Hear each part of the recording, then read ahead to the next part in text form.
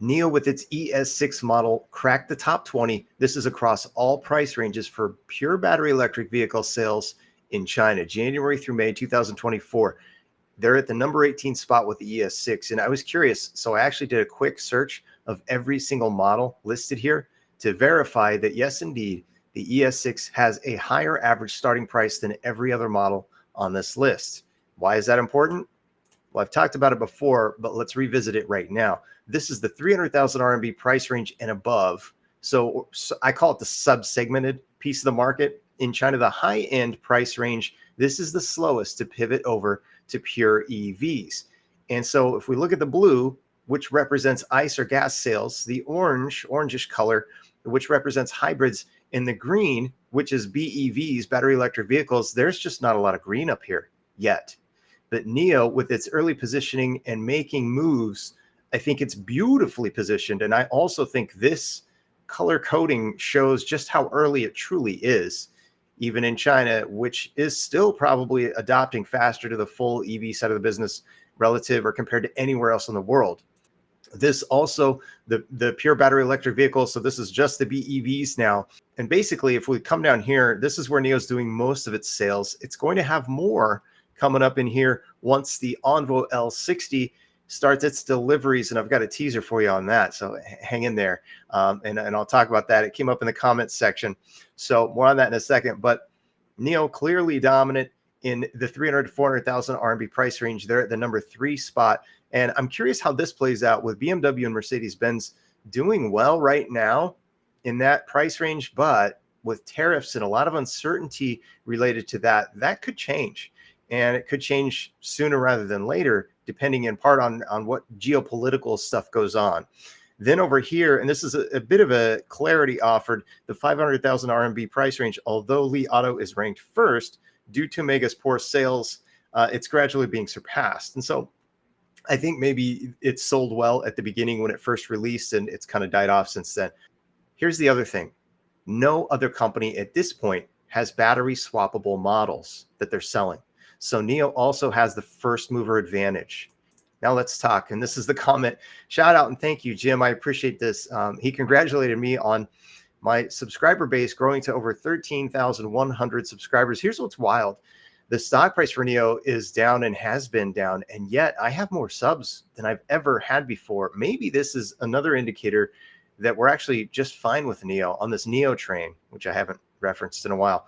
But it's still very early, as evidenced by how slowly the high-end price of the segment is moving over. But now let's talk about, because this is what's interesting, and I love this comment, and it gave me the chance to share something I don't think anyone else is thinking about just yet. He says, the competition between NIO's Onvo L60 and Tesla's new model will indeed be interesting. While price is a crucial factor, the overall value proposition, which includes functionalities, design, brand perception, battery swap, and after-sales service, will play a significant role in consumer choice. NIO's focus on family-oriented features and the value formula they've developed for the Onvo L60 suggests they are targeting a specific segment of the market that values practicality and efficiency. NIO's launch of the Envo L60 could be seen as a proactive move, though some may argue it would have been wiser to wait for Tesla's cheaper model for insights. However, NIO's early market entry might give them a first mover advantage. I agree, Jim. There's a hopeful sentiment that Envo will outperform Tesla with ease, banking on its competitive pricing and advanced features to succeed in China's market. Here's the wild card, and this is where things get really fun, I think, especially as I read my response. And once people start thinking about this and recognizing how well positioned NIO is with its business model and what it can do creatively without having to do conventional or traditional discounts. So here's the thinking that I've got. I'm like, okay, well, if NIO Park Phase 2 is going to be focused on delivering the L60, but even at max capacity, and that's with a wonderful, perfect ramp of deliveries, they can only get to about 20,000. What if they have this huge backlog of orders? And what if people say, well, I don't want to wait to, however many months to get my L60? This is where NIO has an advantage. And that's kind of my response. So my response was, thank you. I'm really curious how this goes with the launch of L60. NIO is the early mover with battery swap vehicles, so that's huge. And so then I go on to my question, will we see potential NIO sales go to L60, or will we get a surprise and see the L60 deliveries maxed out or limited? And people decide that instead of waiting for that, they prefer a NIO. Now here it comes. Are you ready for this? Mind blown right here.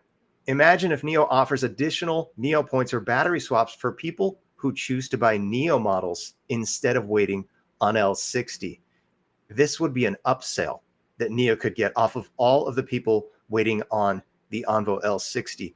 And I don't think anyone is thinking about this. And that's what I said. No one is thinking about that yet, except for maybe Mr. EQ, William Lee. I wanted to highlight that and get it out and see what other people are thinking about. Has anyone even considered this?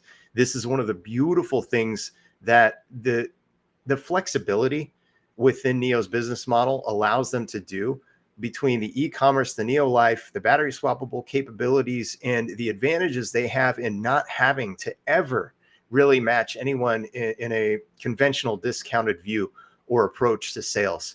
They can actually turn L60 sales into NIO sales. What do you think? Had you considered it before? Drop it in the comments. I want to hear from you.